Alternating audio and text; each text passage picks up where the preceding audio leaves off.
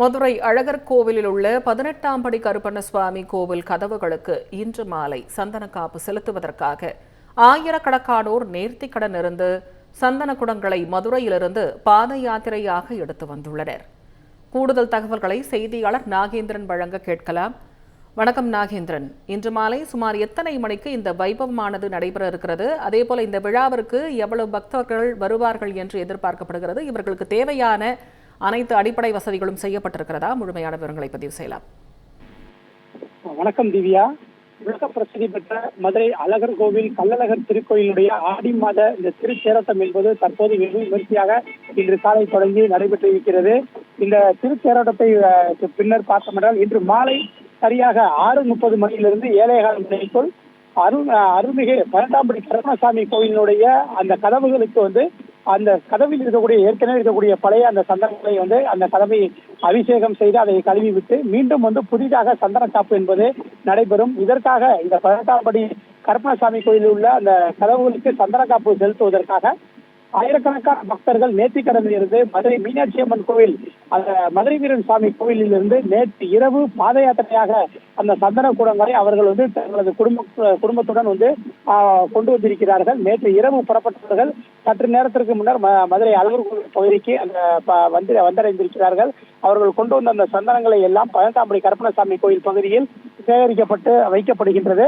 இந்த சேகரிக்கப்படும் அந்த சந்தனங்கள் அனைத்தும் இன்று மாலை அந்த கதவிற்கு சிறப்பு பூஜைகள் மற்றும் ஆராதனைகள் செய்யப்பட இருக்கிறது. அதனைத் தொடர்ந்து அந்த சந்தன காப்பு நிகழ்ச்சி என்பது நடைபெறும்.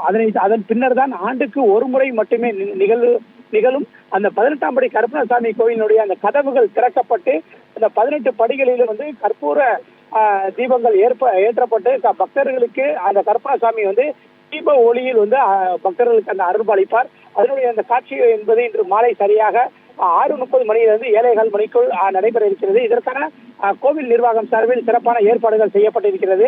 இன்று காலை நடைபெற்ற திருத்தேரோட்டம் நிகழ்வாக இருக்கட்டும், இன்று மாலை நடைபெற உள்ள அந்த 18ஆம் படி கருப்பண்ணசாமி கோவில் கதவு அந்த நடை திறப்பதாக இருக்கட்டும், இதற்காக மதுரை மாவட்ட காவல்துறையினர் சுமார் 700க்கும் மேற்பட்ட காவல்துறையினர் பாதுகாப்பு பணியில் ஈடுபட்டிருக்கிறார்கள். மேலும் பல்வேறு பகுதிகளிலிருந்து பக்தர்கள் மற்றும் பொதுமக்கள் வருகை தருவதன் காரணமாக சிறப்பு பேருந்துகளும் இயக்கப்பட்டு இருக்கிறது.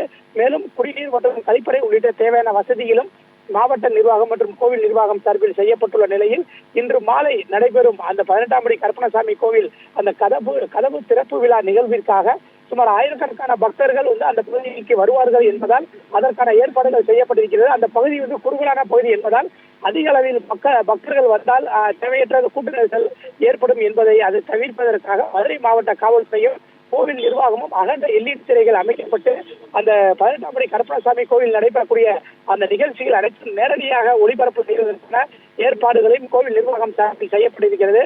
மேலும் தொலைக்காட்சிகளிலும் நேரடியாக ஒளிபரப்பு செய்வதற்கான ஏற்பாடுகளையும் கோவில் நிர்வாகம் சார்பில் முழு ஒத்துழைப்பு வழங்கப்பட்டு தற்போது அதற்கான பணிகள் நடைபெற்று வருகின்றது. அந்த சந்தன காப்பிற்காக கொண்டு வரப்பட்ட பாத யாத்திரையாக கொண்டு வரப்பட்ட சந்தன குடங்கள் தற்போது அழகர் கோவில் 18ஆம் படி கருப்பண்ணசாமி கோவிலுக்கு வருகை தந்துள்ளது. திவ்யா, விவரங்களுக்கு நன்றி நாகேந்திரன்.